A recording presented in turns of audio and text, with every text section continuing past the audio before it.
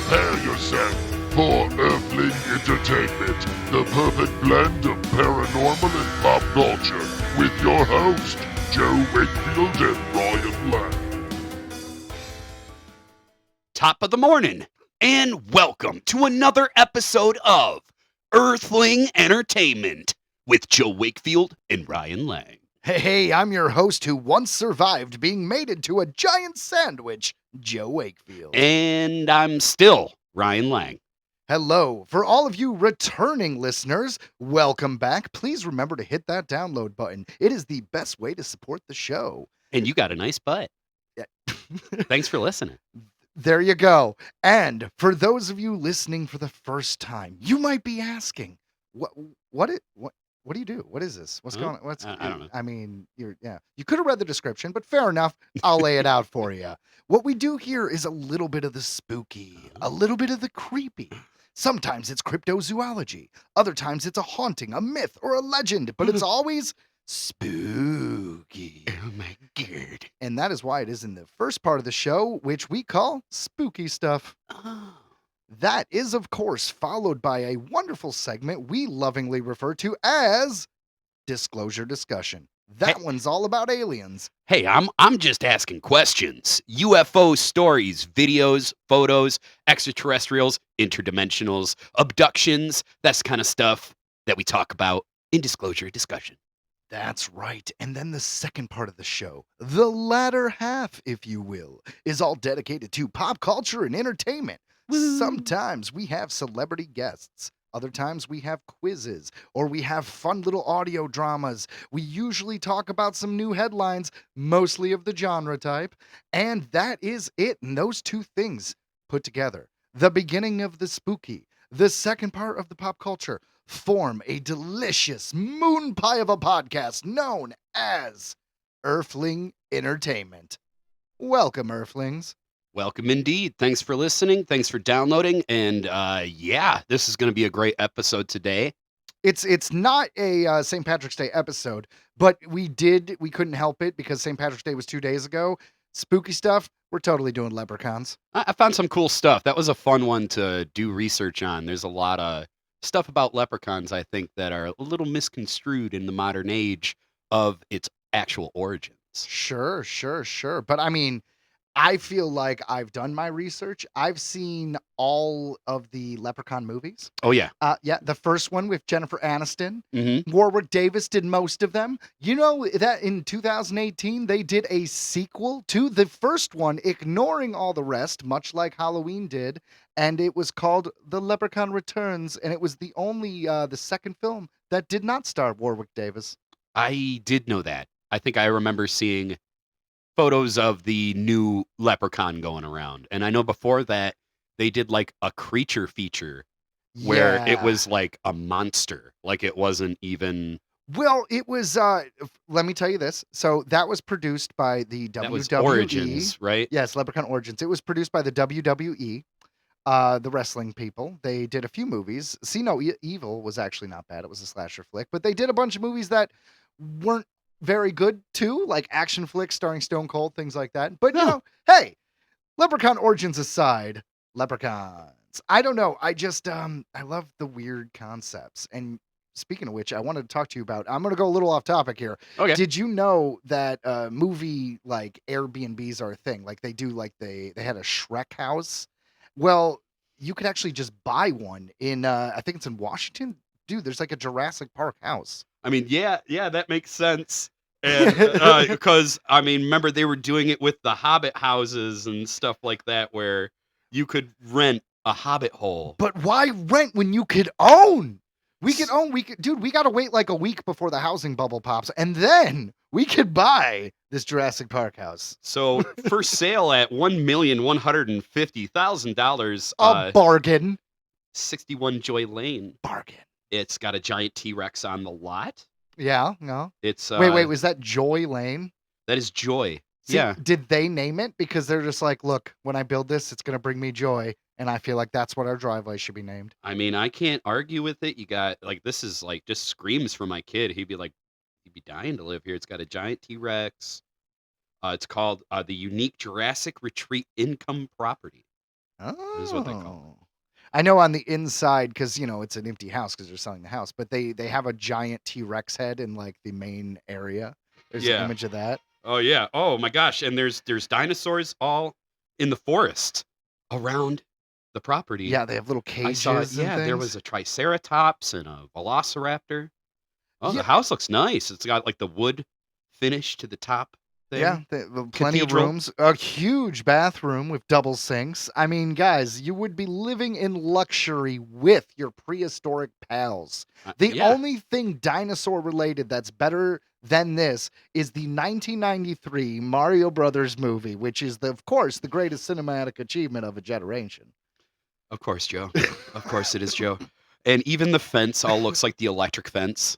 Oh, that is From- pretty cool. Like, see, like Yeah. all this looks like a raptor cage here. Oh, yep, and the They have raptor moves. animatronic They're animatronic. raptors. They move. I mean, you got to imagine the guy who made this has got to be like he worked for Universal to build these things initially and was like, I'm just going to rebuild them in my garage. And a hot tub under the T-Rex, and the T-Rex moves too, and Oh my it's God. huge. Guys, if you want to live in luxury in a Jurassic Park state, you can do it for what, $1 million? Oh, dude, yeah, and yeah, just over $1 million, and they have the Jurassic Park gates, The gates the giant that gates open to you- Joy Road, Fuck yeah! because that's all you're going to have with that. Hang on to your butts. Hang on to your butts. All I'm right. telling you. Well, I did warn you guys that was a little off topic, but we could not talk about it. It probably would have been a little bit more fitting in our real world weird segment, but what can I say? We just came across it. I mean, and we're only seeing the beginning. You hear of so many themed Airbnbs now. It's going to be, I'm sure that there's Star Wars ones. I'm sure there's Star Trek ones. Well, the thing is, all through that Jurassic Park one, it was just dinosaurs and it was similar colors and tape and things like that, but nothing actually was a logo trademarked. No. So that's how you do it. You got to find something that you could, like, hypothetically, you wanted to make a Moana place, right? Well, you make it look like an island tropical thing. You dress a person like Moana, but you say, it's the island princess retreat, and you don't get sued. There you go. Space battles. Instead There you of go. Star Wars. Yeah, I guess you can't, laser swords, I don't think yeah. you can't call them lightsabers, I tell you, right? even Luke said that in The Last Jedi. He was like, what did you think? I was going to come out with a laser sword and stop them. I'm like, oof. Like, yeah, that was hard hearing that from Luke. Yeah, he said that because Ryan Johnson. That's a whole different story. Oh, yeah, All right, yeah. guys. We won't get into that. We're not getting into That is Star too Wars right now. divisive of a topic. I swear to God, we don't talk about politics, obviously, but sometimes I feel like Star Wars is more divisive than politics. That is nerd politics. Like, Oh, and jeez. it gets heavy. People, lives were lost I- before. That's right. Like just like the Clone Wars. I'm telling you. And with that, guys, we're going to jump into our first segment, Spooky Stuff. The leprechaun is a legendary supernatural being in Irish folklore.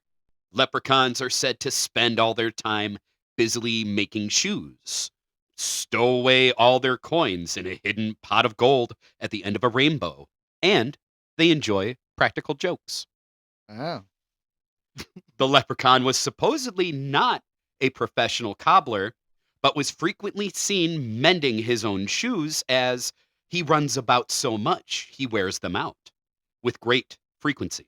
I mean, I gotta be honest. It's why you pay more money for shoes, man. I buy some of these Etnies, and because I still wear skater shoes from when I was a teenager. Oh yeah, I wear DCs. Exactly. Well, you know what? If you buy the $100 ones, it lasts for 6 months. You buy the $50 ones, it lasts for 3. It's just facts. These little leprechauns, the problem is, with their collection of gold, they're not willing to spend the money, Ryan. I was about to say, like, they've got the gold. Like, you could part to with buy one. new damn shoes. Like, yeah, like maybe, split one up into some silver. You don't have to spend it all. God. Like, just say it. So This is why the rich stay rich, Rob. I know. So this is the perfect opportunity when he's fixing his shoes for a human being to capture the leprechaun, refusing to release him until the leprechaun gives his captor supernatural wealth. That's right. If ever captured by a human, the leprechaun has the magical power to grant 3 wishes in exchange for their release. It's true. In fact, it was seen in the Leprechaun 2, the 1994 sequel to the great Leprechaun I film. actually like that one. The Leprechaun 2, yeah, it took place in Hollywood, and there was an old man who knew the leprechaun tricks and captured him, and he got his 3 wishes, unfortunately, much like the film Wishmaster. Wishes granted by evil, malevolent creatures always have a catch, and he first asked for a pot of gold, and that pot of gold appeared in his stomach, and it Yep. was stretched, and it was horrible, and then the second wish was, I think, to let the leprechaun out, and the third was to cut open the belly, because he said, please get it out of me. You gotta watch what you say when you're making wishes. You really do. I like how he did a drinking competition with the leprechaun because he couldn't turn down the drink. Yeah. It- You know what, Ryan? I'm gonna give you credit. I didn't think you remembered anything from the What was Leprechaun it? movies. Pour all you might. Pour all you can. You can't outdrink me because I'm the leprechaun. I believe that was his little, because he's just hammered. And I think he actually won, didn't he? I think he outdrank the leprechaun. He did, and then there was a group of other little people who were dressed as leprechauns, and they were like, one of us, cheering as he won. That's a great film. You know what? Also, Leprechaun 4, he went into space, Ryan. Well, Lep in the Hood come to do no good. The Leprechaun in the Hood, which by the way was number 5, and then that one did so well they made a sequel, Leprechaun Back, Return to the Hood. I think it was, yeah. I don't know. One of them featured a magic flute and was actually a pretty good movie. Honestly, yeah, all of them have their, I don't know, there's something to them. I like it. They're classics. So, We went way off on these Well, Leprechaun films. yeah, well, All right, continue, Ryan. popular depiction shows the leprechaun as being no taller than a small child with a beard and a hat, although they may originally have been perceived as the tallest of the mound dwellers, also known as the Tuatha De Danann. Fairies. Leprechaun's only weaknesses are the 4-leaf clover, wrought iron, and the destruction of his gold, which can be used to kill the leprechaun. Yeah, the first movie they killed him with a 4-leaf clover. In the second movie they killed him with wrought iron. Yep. I think by the time we got to the fourth movie, he was blown up into space and was giant. So Well, I mean, things that'll do it. Things went off the rail. That'll do it.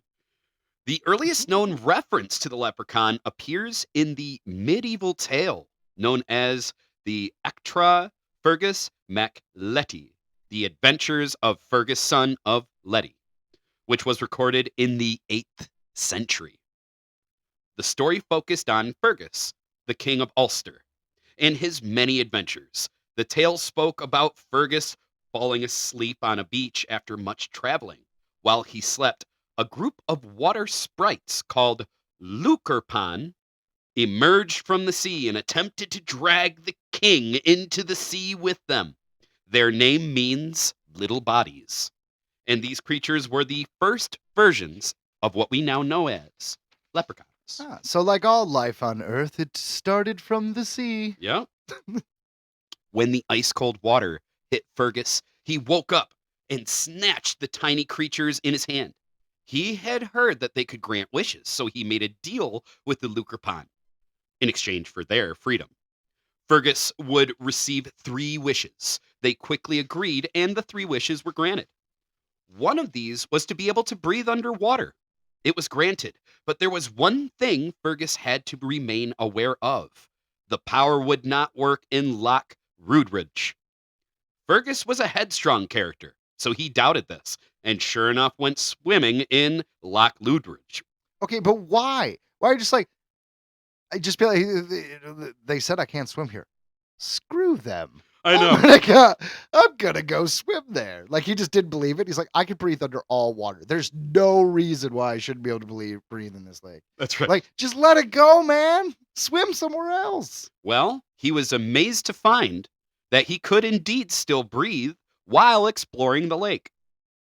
But soon, he realized that the Lukerpan were just trying to protect Fergus, as the lake was home to a gigantic sea monster called the Murdress. That sounds bad. Yeah, I mean, it sounds like it's murder in the name almost.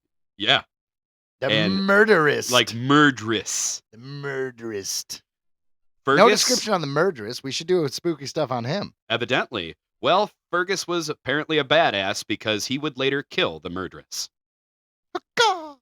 Contrary to popular culture, leprechauns of folklore were often described as wearing red clothing as opposed to green. Now, what does that make you think of? The Red Caps, That's right. It kind of reminds me a little bit of the Red Caps. which live in castles, abandoned castles between Scotland and England. Yeah. Yeah. So, but they're more of murderous gnomes. That's but I true. guess a leprechaun. All right. So I've heard leprechauns basically are fairies who turned into leprechauns, Fairy folk, or right? elves who turned into leprechauns. You know, Yeah. it's always like leprechauns came from another group of magical creatures, Like something like a little dwarf bit, like a and a little bit gnome. later. Yeah, like a Yeah. dwarf and a gnome. Sure, like no disrespect to leprechauns, but it's kind of like, you know, how we have all these different breeds of dogs that didn't exist like 200 years ago. So this is going to be fun to say. The Lurigadon of Tipperary wore an antique slashed jacket of red with peaks all round and a jockey cap, also sporting a sword, which he uses as a magic wand. The northern leprechaun, or Logarymen, wore a military red coat and white breeches with a broad-brimmed, high-pointed hat, on which he would sometimes stand on upside down. So he would just cone down. Yeah. Fair enough. The Leprechaun of Kerry was a fat, pursy little fellow whose jolly round face rivals in redness and cutaway jacket he wears that always has 7 rows of 7 buttons in each row. That's a lot of buttons. Yeah, it'd be a pretty cool looking jacket though. Yeah. So in 1908, various reports coming from the Westmeath area. Hold on. Before you do that. Yeah. Are we thinking that they were red, right? And then we changed it because of the holiday St. Patrick's Day, because the color of the green clover is like will associate it, you know, kind of like how there's no pink bunnies, but because Easter is pink colored, we see the pink bunnies. I don't know. Do you think that's what it was? I think you're onto something there. It's kind of because- weird though, right? Because clovers kill leprechauns. And we're seeing that literally with everything we've been reading, all their origins, not a thing is even mentioning St. Patrick's Day, anything like that. So obviously the leprechaun was kind of yoinked. Yeah, well, into the Easter holiday is somehow. about the resurrection of Christ, essentially, and we were just like bunnies and eggs, Fertility. bunnies. And I believe eggs. that was the whole thing, is it's spring, fertility. All right. That's All why right. the eggs. That's why. Fine. Okay, fine. You win this round. It's a pagan thing. It's all pagan stuff. The Christmas know, tree yeah. is pagan. Yeah. All right. Anyways, well, the St. Patrick's Day cross with the circle around it is because the circle was a symbol in pagan culture, and St. Patrick thought it'd be easier to convert, people by doing that. Huh. That makes sense. Yeah. Oh, also driving the snakes out of Ireland was kind of basically Getting rid of the druids. Yeah. Getting rid of all the pagans. druids. Yeah. Yeah. All the people who didn't follow, what do you call, like monotheism, like Christianity. Yeah, what a jerk. Yeah. That'd be It- awesome to have an island full of druids that are still around. There very well probably is. Actually. Well, yeah, but aren't they all just like not to diminish anybody's beliefs, but hasn't it mostly been lost, and it's kind of like new age witchcraft and stuff, which is we remember a bunch of stuff from back in the day, but it's new beliefs and it's not the same thing as it was back then. Yeah, and that's and lost to history, I'm sure, like other than, tales, stuff passed down in tradition, family and stuff like that. Like, yeah. That's why I don't know, I love that kind of stuff. I do too. yeah. I do too. But in summation, what I'm trying to say is associating leprechauns with the color green instead of red, which is what they wore, would be like making a Superman comic 1,000 years later, and their interpretation of him is green because of kryptonite. That could be a thing. I'm just saying, or like he's got a green suit instead of a blue suit. Huh. Yeah. Right. Like someone just uses him as their mascot for whatever it is. Yeah. Well, they're like Krypton Day. Right. Back to leprechauns. In 1908, various reports coming from the Westmeath area became so frequent that they were deemed newsworthy. One titled, A Strange Westmeath Report, which reads, In North Westmeath, especially Delvin District, an odd story was told on Friday. It runs that a strange creature has been observed for some days in the district of Kilo, which is between Cullican and Delvin. Several persons, mostly children from the school, are reported to have seen it, and they describe it as a little creature resembling a man of dwarfish proportions, clad in a red jacket and suiting the traditional description of a leprechaun. So there's that. Yeah.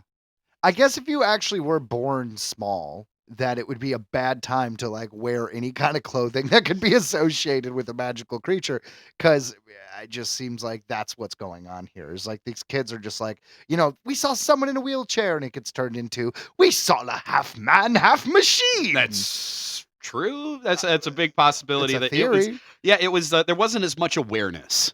There was not as much. They did not take sensitivity training at HR, Ryan. No one had those little magnet ribbons on the back of their car, spreading awareness. So, oh my god. So here's another sighting. The I might get this wrong. The Crichton leprechaun, also the mobile leprechaun, or called the Alabama leprechaun, is a supposed sighting. I was telling you about this yesterday, of a leprechaun in a tree in Crichton, a neighborhood of Mobile, Alabama, following a 2006 news report filed at local NBC affiliate WPMI-TV. The video was posted to YouTube on St. Patrick's Day 2006 and became one of the first viral YouTube videos and was even referenced in mainstream media. I remember this. The whole neighborhood was flipping out, and people were all jumping on the bandwagon. They're Yeah, like, everyone- we saw it. I saw the leprechaun. I saw a leprechaun. And then the picture was like so horrible. I would have believed more of this story if it hadn't happened on St. Patrick's Day. Like, how are you going to release? And like, that would be like, hey, I don't know, man, Bigfoot Day. And we're just like, this is the day we found Bigfoot. It happened to be on Bigfoot Day. Yep. No, but it was, but yes, the whole neighborhood was very involved. It was if you haven't seen that video, look that up. It is great. So you think it was complete, just kind of joke thing? I think maybe it might have started with a dude thought he saw something, and everyone else is like, maybe you did, and Maybe they you all did. kind of just, I thought they got excited. Maybe the kids were excited. Maybe they were trying to get all the kids in the neighborhood stoked on it. They said they saw him in a tree, right? Yeah. So I just assumed that someone in the neighborhood had just an exotic pet that got out. Like, there's a straight up monkey in the tree. Like, it's a leprechaun. Like, especially because weird people who have crazy exotic pets sometimes dress them up. Yeah. Would you not put a monkey in a little green suit? Well, right. Yeah. You That got would be adorable, Ryan. and you wouldn't even know what you're looking at if you didn't know it. You'd Not be all like, monkeys have- leprechaun. Maybe the guy was a real jerk and he also fought dogs and he cut the monkey's tail and it looked even more like a leprechaun. Maybe. I mean, I don't know. I don't know how it works in Alabama. I know just that statement alone. I don't know, right? But I don't know if I want to know how it works in Alabama. Never been. Never been. My wife did a film in Alabama and she said it was fine. Yeah, I'll bet you it's nice and warm. But I don't know, man. You see a lot of movies that are dramas and half of them take place in Alabama. It just seems like a really hard place to live. Yeah. It seems like one of those people where kind of everybody knows each other, so you kind of going there, they already know you're a stranger. They're like, "What are you doing here?" You know what? I felt that way when we drove through Kansas. And Kansas was empty, right? We drove through the highway, and it's not empty. It's a whole state. I'm sure there's a lot of towns and cities, blah, blah, blah, blah. But when you're driving down the highway, mostly you're just seeing fields of agriculture. And it just, I don't know, it felt so otherworldly to me. Yeah. Because I know what you mean. I remember driving through the mountains, like in Virginia and stuff, West Virginia, and you'll drive by these little towns where literally, because you're up on the hill, so you can see the entirety of this town, and there'll be like a factory where probably everybody works, and then there's like a log mill or something. Yeah, something, and then there's a few houses, and that's it. And you're like, man, can you imagine growing up there? Like, oh my gosh, growing up in a small town might be really, really fun. Until you hit about teenager, right? Because and then you're trying to find somebody. Like, someone be my friend. I want to get them. See, that's the problem. More than a friend. I imagine you're trying to find a partner. Touch me. And it's like, wait a minute. Are you sure we're not related? Like I am so bored. Well, might as well try meth. Like, what's your address? 3. What's yours? 7. That's why I never saw you. You're on the other side of the mill. So anyway, back to leprechauns. We just lost all our listeners We from just- small towns, man. Hopefully, ADD, the podcast. when you encounter a leprechaun, it is not like, as we mentioned before, the 1993 depiction of one. This leprechaun was murderous and evil, killing any who took his gold. In that first Warwick Davis starring film, the title character is defeated by a four-leaf clover. Later sequels would implement more of the leprechaun lore into the horror franchise. And they did it well. They did, and I love Warwick Davis. I know him originally as Wicket, the Ewok. Dude, he did that first Star Wars movie, Return of the Jedi, when he was 14. That's wild. Yeah, and I don't know if he's been in every Star Wars, but he's been involved with a lot of them. Oh, he's been in a lot of them, yeah. And you see him. He was in Solo. I like Solo. I want to say in Attack of the Clones, he basically kind of played himself. Like he was just next to one of he was one of the chancellors or whatever. Sure. So like he didn't have to wear an outfit or anything. I want to say he was at the Pod Racers too. He was in the stands at the Pod Racers. Yep. I know he played a voice too in Clone Wars or something like that. Yeah. And to throw him into Harry Potter, he was like 5 roles in Harry. He was all the goblins and shit. Yeah. He was also in what was it? Don't Panic. Hitchhiker's Guide to the Galaxy. He was the depressed robot. Now Alan Rickman. That was him. Alan Rickman did the voice, but it was absolutely Warwick Davis in that suit. I just finished talking with the ship's computer. It hates me. That movie was great. Now I gotta watch it. It's a good book series, man. You should read them. Oh man, honestly, that sounds like that would actually be a nice little change of pace. I'll get them on Audible. Yeah, it's fun. Did you know you can get Earthling Entertainment on Audible, Joe? You can get Earthling Entertainment on Audible. That's right, you can, and download it too. Make Pretty sure snazzy. to download it. Yeah, that was smooth, Rod. We nailed it. Thanks. So, after enjoying your pint of Guinness and you're on your way walking home, should you happen to come across a leprechaun on St. Patrick's Day, be careful what you wish for, and whatever you do, don't take his gold. Dun, dun, dun. Happy Who the St. hell Patrick's isn't Day. going to take a pot of gold? Especially if you're walking like in the woods and it looks like there's a rainbow and it's ended and there's just a pot of gold. You know, you think about it like, here is my riches. Here is everything to me. I've saved my entire existence to get this gold. I've collected it. It is important to me. Where should I hide it? Oh, under this giant beam of light that can be seen from miles around. They'll never know. You'll never suspect it. They're never gonna know. It's like, I'm going to bury this under the X. No one will find it. It's like, well, I killed a guy and laid him on top of it. That way, that'll protect it.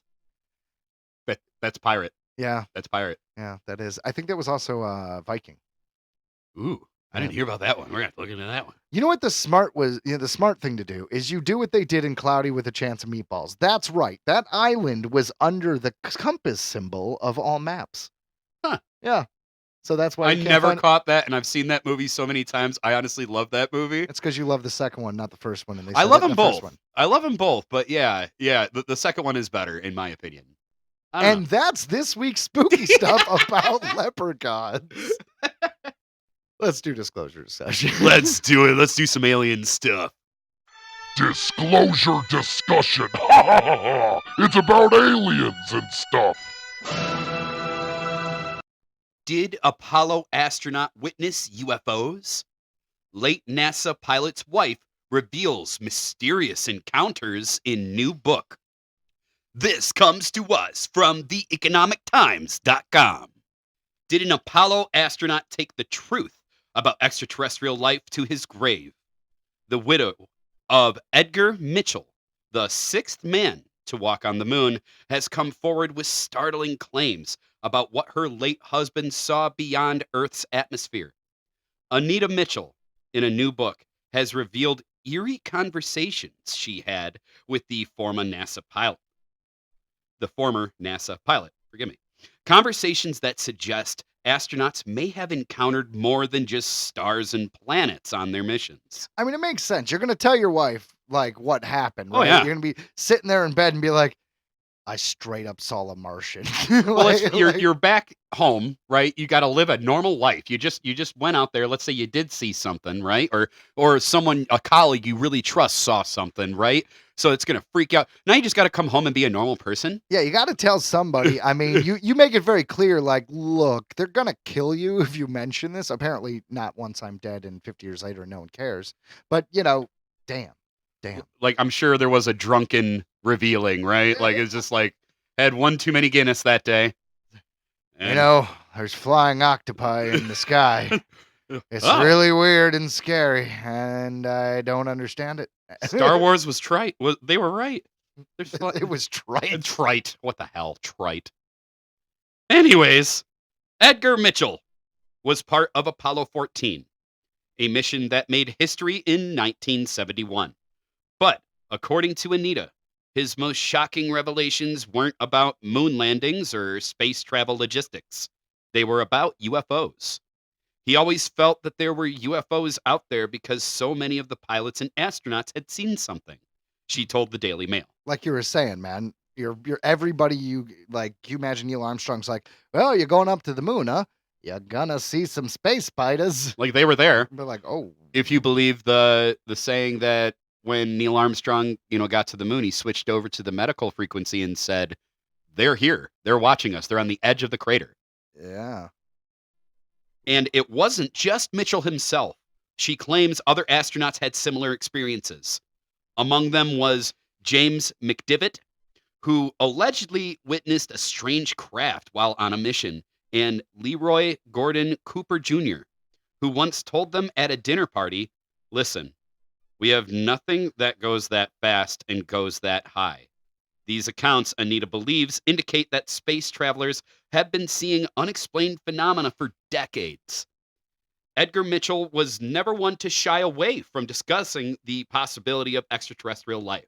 In 2009, he made headlines when he demanded that the U.S. government release classified information about UFOs.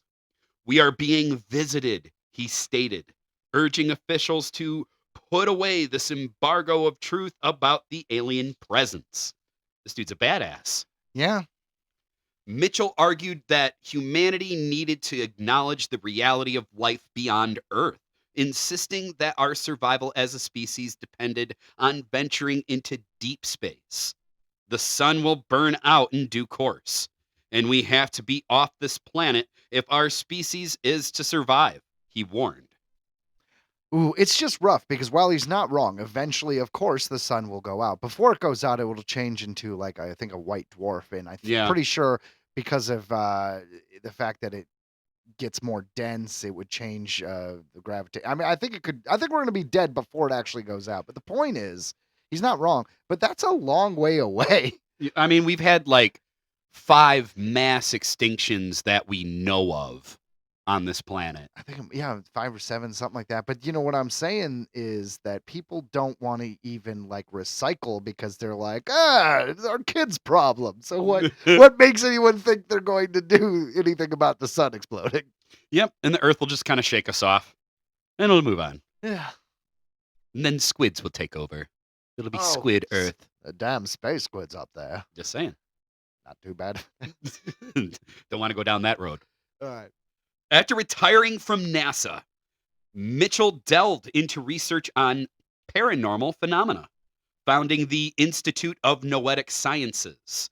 His work explored extrasensory perception, telepathy, and even the possibility of bending metal with the mind.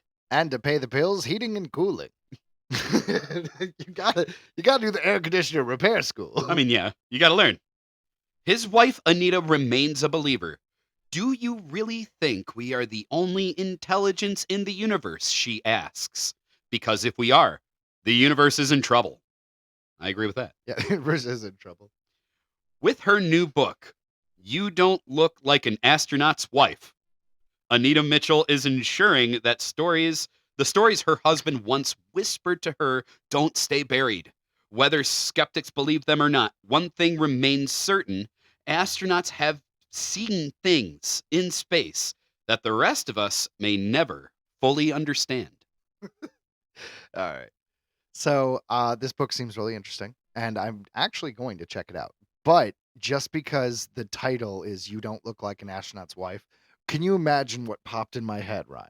I don't know what. All right, so what you might think is like, like she's so hot, she doesn't look like an astronaut's wife, but my head went to a full-on bunny outfit. And it's just like the credibility of her book would go out the window when you see the cover because She's just she's disheveled and she's- haggard. and just in like a really weird, like literal potato sack with like pigtails. You're just like, oh, It's like, well, maybe we shouldn't take her seriously. I know that's not the case. I am not actually disparaging this woman, but that is the image that popped in it's my like, head. but hear me out. If that is the case, the title is not misleading. Yeah, right.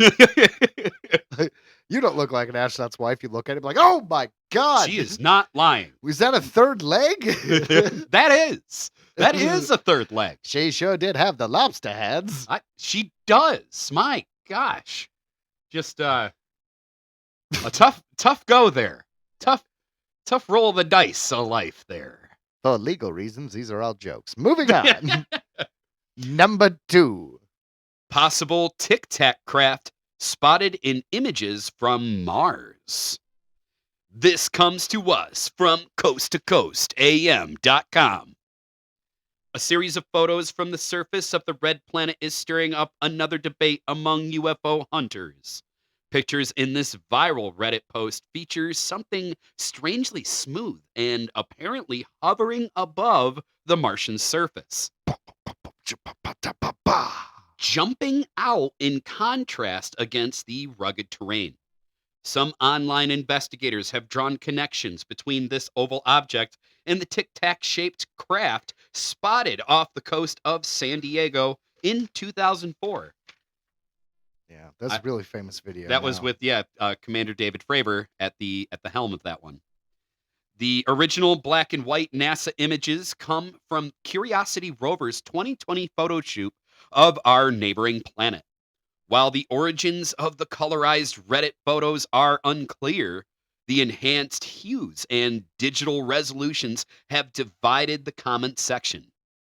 Many see possible extraterrestrial technology, while others simply see another rock formation. One user noted how there's a similar geological feature in the same photo, not as developed as the Tic Tac, but it has the same approximate shape and position. Another commenter insisted, "This is like the first thing I've seen or read that actually makes me think this could be legit."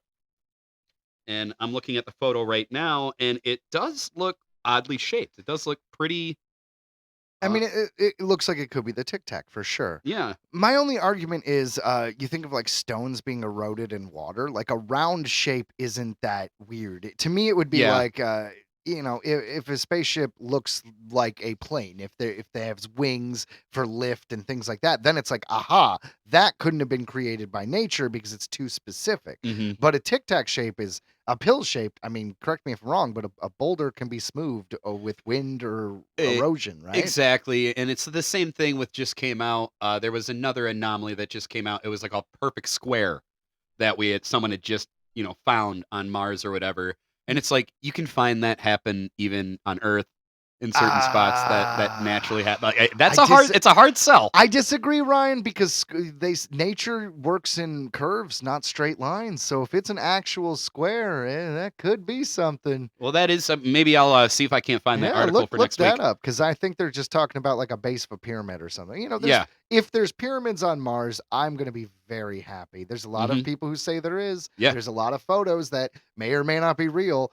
I just think it would be so cool because that means the pyramids on Earth either are created by aliens or we at some point were on Mars and created them. Either way, very cool. Well, right. Very cool indeed. And we are pretty certain that there was water on Mars. Well, we know there still is water on Mars now. Yeah, there's frozen. We've discovered. Not just that, there's liquid water on Mars. We've just discovered it. It comes down like one part of the year. That's crazy.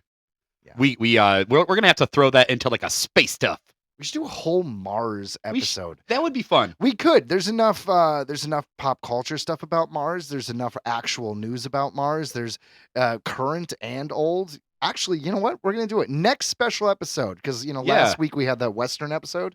Next time we have a special episode, it's going to be the Mars episode. I love it because there's just so many things, right? Martians, like that was Marvin the Martian. Yeah, Yeah. you make me very angry. You know, we could even throw a Christmas movie because there's Santa Claus versus the Martians. That's right. That's right. Mars Attacks, Ooh. the Tim Burton film.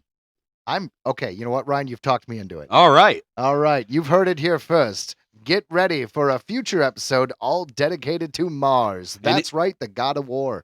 And if you have any ideas, honestly, there's something about Mars that you want us to cover that you don't want us to miss, please email us at earthlingentertainmentpodcast@gmail.com or just contact us on our Facebook. Real World Weird. After Dark. Japanese fortune teller implicated in mysterious drowning deaths. This comes to us from coasttocoastam.com. In a chilling story out of Japan, a fortune teller has been implicated in a pair of mysterious drowning deaths that authorities believe were orchestrated by the self-described mystic. According to the local media report, the complex case began in August of 2020, when the remains of Kohei Teramato and Ichiro Yoneda, bound together at their wrists, washed ashore in the town of Hirogawa. An investigation into the grim discovery ultimately concluded that they had committed suicide. However, nearly 5 years later, an unsettling new light has been shed on their demise by way of a man who told police he had run afoul of a fortune teller and was threatened with a similar fate as two dead men. The same two dead men. Yeah. The unnamed victim explained that he had fallen under the spell of mystic Yoshi Hamada, who managed to extort a staggering $540,000 from him over 3 years. When the man began to waver in his devotion to the fortune teller, he was given an unnerving warning. Do you know what will happen if you try to run away? The mystic is said to have asked before referencing the mysterious deaths of Teramato and Yoneda. By musing, those two ended up floating. Okay, Pennywise. Yeah. You know, it's kind of creepy because it's like, I wonder how veiled of a threat it is. Like, did you try to keep the fortune teller? Be like, like spiritually, things may happen to you and I don't want to see that. Or you just like, haha, stop paying me and I'll fucking kill you. How far did they go with this? See you next week. Yeah, exactly. Like, oh, that accelerated quickly. I'll be damned, my schedule is wide open. Do you take an HMO? Upon receiving this new information, police reopened the case and quickly determined that a far darker story had unfolded in the summer of 2020. Authorities say that Hamada had formed something of a cult that included Teramato and Yoneda, who had become her devoted followers. After separating the men from all their wealth, police say their spiritual leader convinced the entranced duo to commit suicide by walking into the ocean as a way of cleansing their loved ones of evil spirits. That'll do it. Yeah, worked for Jesus. Too much? No, exactly. That's exactly all right. That's exactly how it went down. I'm just saying, if you're talking to someone spiritually, that could be a good reference. Yeah, it's a good one. It's a good one. He's pretty popular. People have heard of him. I've heard of that guy. Remarkably, when questioned by police, Hamada reportedly admitted to being at the beach when the men drowned, though seemingly did not take responsibility for their deaths. Yeah, that Phil Collins song is actually about him. I can see it going in the air. I can't actually sing it. We might be demonetized. Never mind. Yeah. Like, Just saying. Everybody knows. Yeah. Phil Collins. That said, the mystic also told investigators that she forged a suicide note for one of the men in what had been a successful attempt at ensuring that the incident would not lead back to her. Until you threaten the next guy, apparently. Because that's what all innocent people do. Hamada has since been arrested for extortion in relation to the man who tipped off police about her actions and is facing multiple charges in connection to the deaths of Teramato and Yoneda. Yeah. So that's why this is a real world weird after dark. Yeah, it's a little Because little it's dark. dark. It's It's dark. Yeah, but it didn't fit in any of our articles. It can't be like spooky stuff. A fortune teller is a jerk and murderer. I mean, that's just wild. So this lady was able to, I mean, cults, man. That stuff is scary. Yeah, I mean, I do not think you should form a cult. However, I do hear they're quite lucrative. It happened, you know? and surprisingly successful Yeah, most of the time. I if mean, you know, can get people to believe some of the things. it never ends well, but it works while it works. Occasionally, it ends with beverages. 60% of the time, it works every time. That doesn't make any sense. Sorry. So, looks like we actually have, speaking of me being weird, here's another weird one. Here's another real world weird after dark. Ghost Adventures star Aaron Goodwin's wife. Sorry, I never watched that show. So, Ghost Adventures star Aaron Goodwin's wife arrested after allegedly plotting to have him killed. As one does. This comes to us from people.com. From people trying to kill their spouses. The wife of Ghost Adventures star Aaron Goodwin, Victoria Goodwin, has been arrested after allegedly conspiring to have him murdered. Maybe she was just trying to help the show. Like if you're a ghost, you know? Oh, yeah. You know? Yeah. Maybe it was just- special guest. Yeah. Yeah. You know what I was thinking is she's clearly not in Michigan because she would just divorce him and get everything. Oof. So, Victoria, age 32, was arrested on March 6 on charges of soliciting to commit murder and conspiring to commit murder, according to inmate records in Clark County, Nevada, obtained by People. She was held on $100,000 bail and was scheduled to make an initial appearance in court on Tuesday, March 11th, according to records. Police say that the investigators found messages from Victoria to an inmate in a prison in the state about murdering her husband, Aaron. So she was trying to coerce this guy to do it. Yeah, but was he an inmate when she was texting him, or That's is what it he an says. inmate now? Oh, Like, well, they're not going to No, give yes, his. They're no. not going to give his name, so they're just going to call him an inmate. no, it says to an inmate in a prison in the state. How did he have a phone? I mean, maybe she was just. I mean, you see like dramatizations of prison where they're like, "I got like this secret phone." Is that real? Oh, that's real. Oh, yeah. There are butt phones for sure. Oh, for sure. The new Motorola Easy Fit. I'm not even exaggerating. That shit happens, man. So, one of her alleged. Cool, the monorail. South Park. That is an old South Park reference. Well done. One of her alleged texts read, per the outlet, "Am I a bad person? Yes. Because I chose to end his existence, not divorce." Yes. Yes. Yes. Yes, you are a terrible person. I have had exes and I've not liked them. Never thought, death.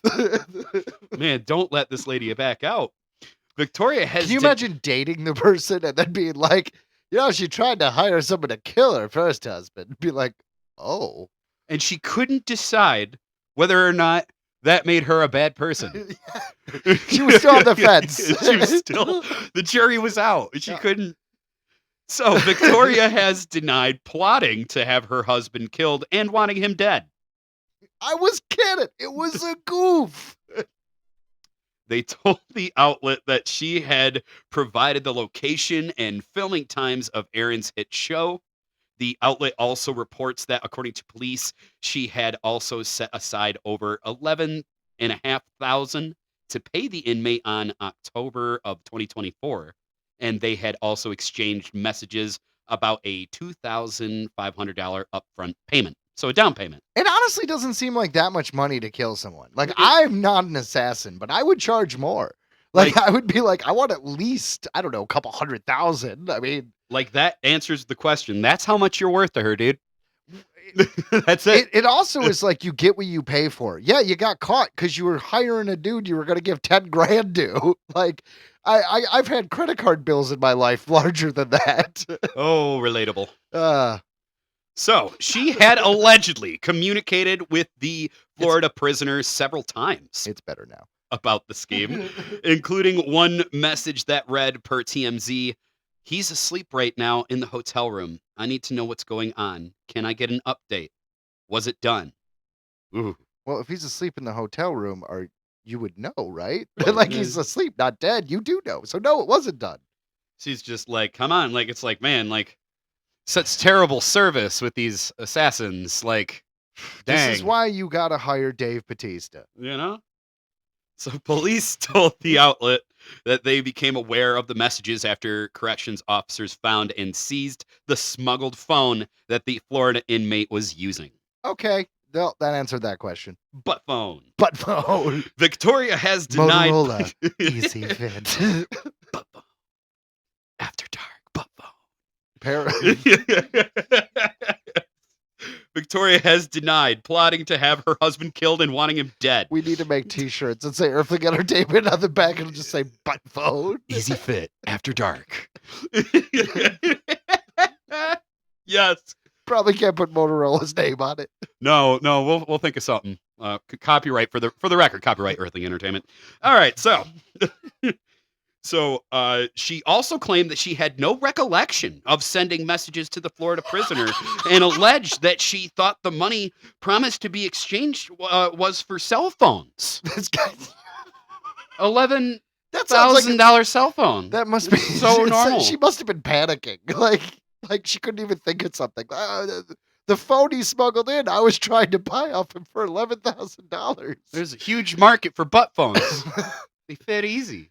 But seriously, just like it's like you said you want to get your husband killed. I do not recall. No, I have no memory Wasn't of me. that. I've started taking Ambien recently. Maybe that's what happened. oh my god, that would be the excuse, wouldn't it? Oh Right. well, might have had a glass of wine or two, had a couple Chardonnays. So, however, Thank God they don't have kids, right? oh yeah, There's nothing in the article that says they have kids, so I'm assuming they don't. So, however, she did concede that she and Aaron had been having marital issues. Oh yeah, I know. We've been fighting. A bit of an understatement.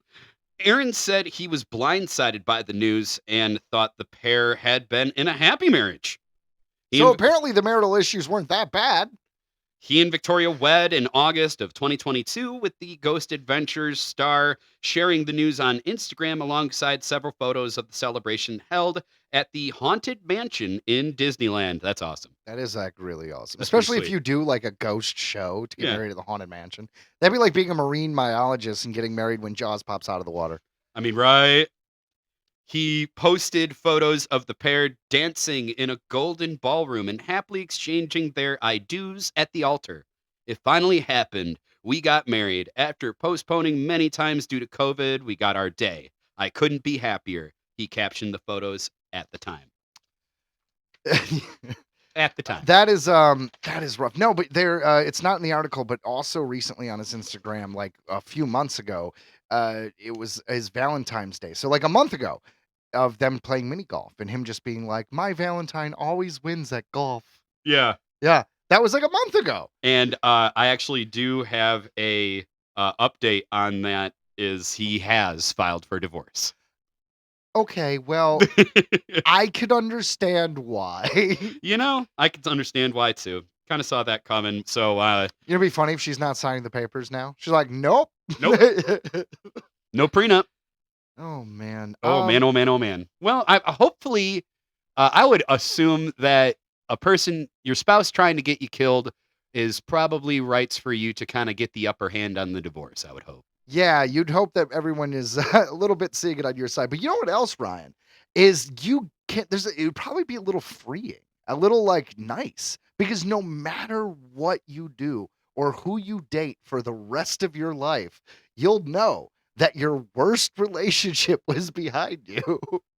And I mean, it'll probably just take a little bit of therapy to get back in the game. It'd be hard I'm to assuming trust after that. someone, I imagine. Yeah, dude. Yeah. Can you imagine the trust Oh. issues after that? You might not ever get married again. You might just be like, I think Gene Simmons eventually did get married, but you might just be him and just have kids and live your life and just never get married again.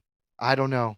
Yeah, no, it's that's definitely on the list of deal breakers. It's weird. It's weird. It It's is. real world weird. And it's after dark. After dark. Easy fit. Coming June 7th, 2025, it's the 3rd annual Cryptids and Paranormal Conference held at Our House. With guest speakers Ronnie LeBlanc, Expedition Bigfoot, paranormal researcher Lyle Blackburn, ghost hunter Ron Iacovetti, Dr. Jeff Meldrum, and from Phantoms and Monsters, Lon Strickler. That's June 7th, 2025, Our House, located at 420 Adelphia Road, Farmingdale, New Jersey. Tickets are $45, available at Eventbrite. We will see you there. Earthling Entertainment special report. 1. Ted Lasso has officially been renewed for season 4. 2. Jeff Daniel has been cast as Jason Segel's dad in Shrinking season 3. 3. Conan O'Brien will return as host of next year's Academy Awards. 4. Sadie Sink has been cast in Spider-Man 4 in an undisclosed role. This has been an Earthling Entertainment special report. Special report. Special report. Freaking special, brah. Calling all comic fans, it's time to feed your brain at Green Brain Comics, where the freshest new issues, graphic novels, and manga hit the shelves every week. Whether you're looking for the hottest new series or the latest small press sensation, we've got it all. Every genre for every age, Green Brain Comics is your one-stop shop for all things graphic storytelling. Got questions? Our friendly staff knows their stuff. Whether you're a longtime fan or new to the world of comics, we've got recommendations that'll keep you coming back for more. And don't forget to check out our special events. Green Brain Comics is not just a store, it's a community. Located in East Downtown Dearborn, we are at Green Brain Comics on Facebook, Instagram, and YouTube. Shop online at greenbraincomics.com and remember to feed your brain at Green Brain Comics.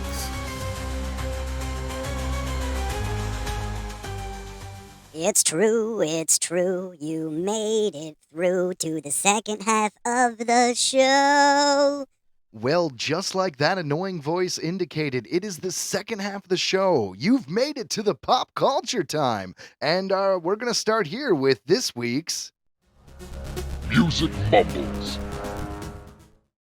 So, the iHeartRadio Awards just happened. Huh? And I didn't even know they had awards. I knew about it. I've heard about this before. I didn't know. It kind of crept up on me. Well, you know I'm not music guy, right? So unless it's the Grammys, I may not have heard about it. So that's really cool. And I'll admit that these aren't really in my wheelhouse. A lot of these artists I'm seeing on here, but I figured why the heck not? We don't do music mumbles very often, and this is pretty relevant. So here's some of the winners. We've got the Song of the Year. Never even heard of this guy. Benson Boone with his song "Beautiful Things." Huh. And this is iHeartRadio, so so it's probably like the most streamed kind of list, Yeah, right? that's what I'm assuming, So, right? Yeah, so we're going to go with most likely worldwide.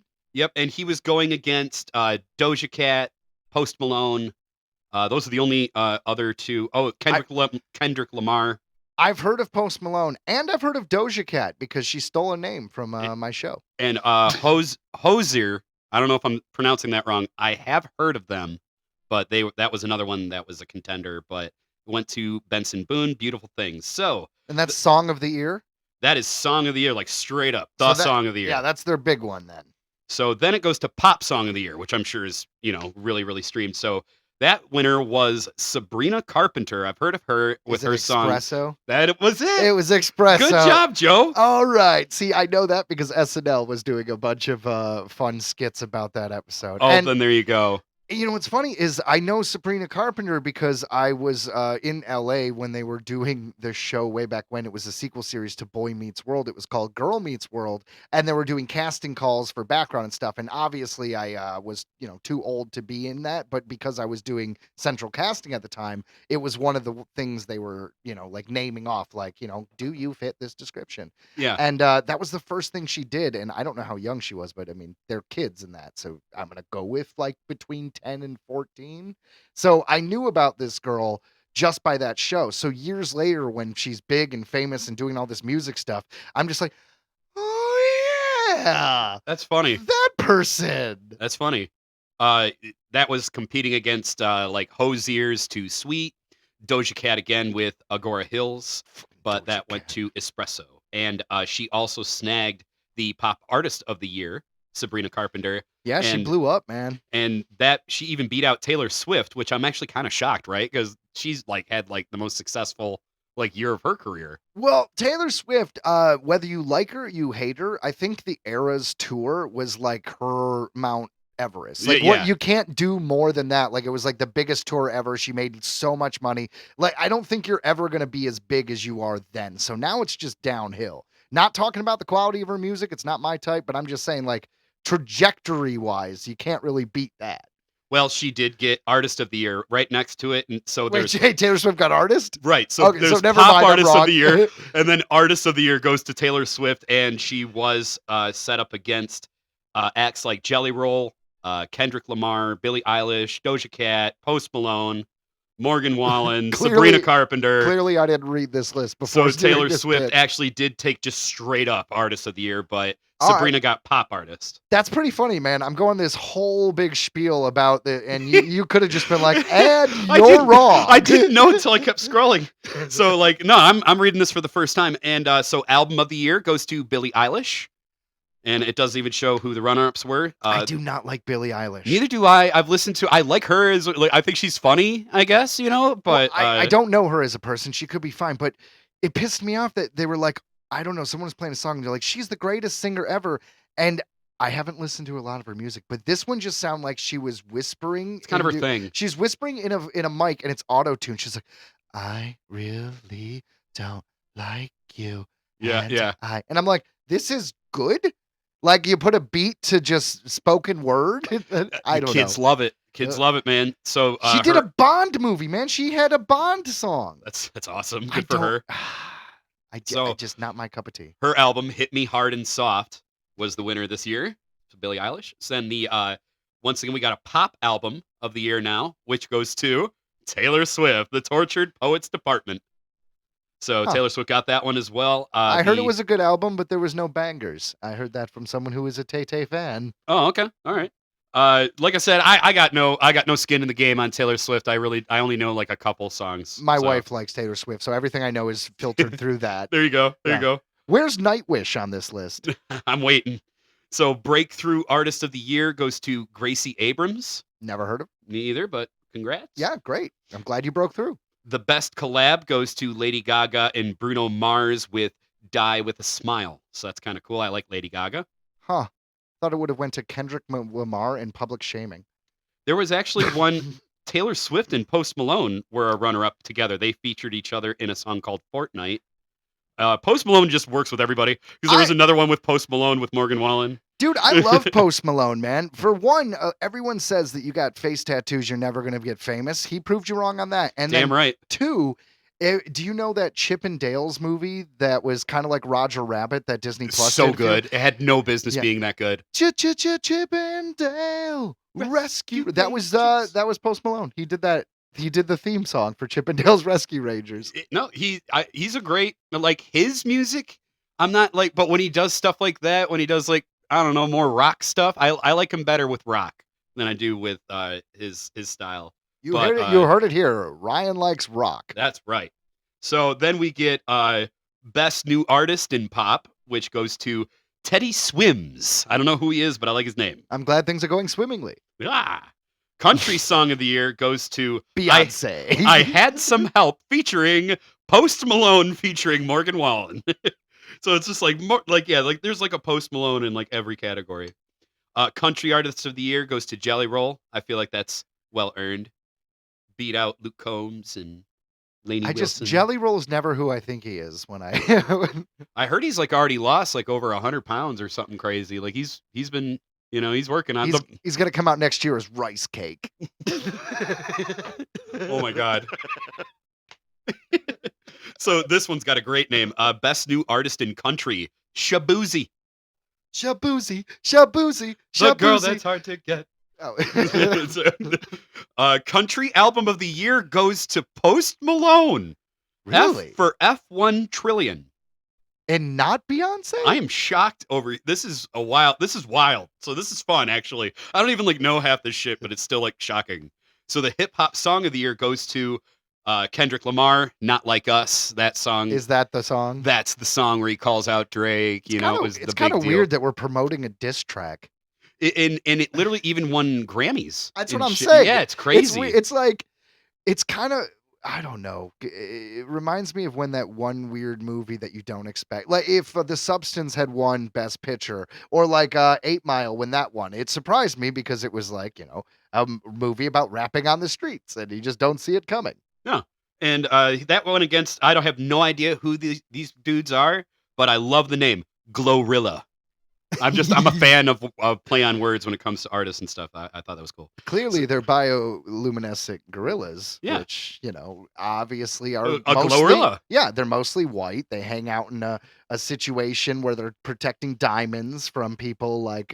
Sounds like a new Star Wars creature. I was trying to think of Disney. Congo. The whole thing was Congo because he was like the great white gorilla who protects the diamond mines. Amy, you remember? Raindrop. Yeah, there you go. Ugly. Gorillas. Ugly. Go away. I realized it got weird when I was not able to say Tim Curry's name because the reference wasn't landing. So I just had to pretty much tell you it was Congo. It was a Congo reference, Ryan. I love Congo. Michael Crichton. Mr. Homoka, stop eating my sesame cake. Bruce Campbell was in that movie. I love that movie. So, yes, he was. He was the boy from the beginning. So the hip hop album of the year goes to Bruce Campbell.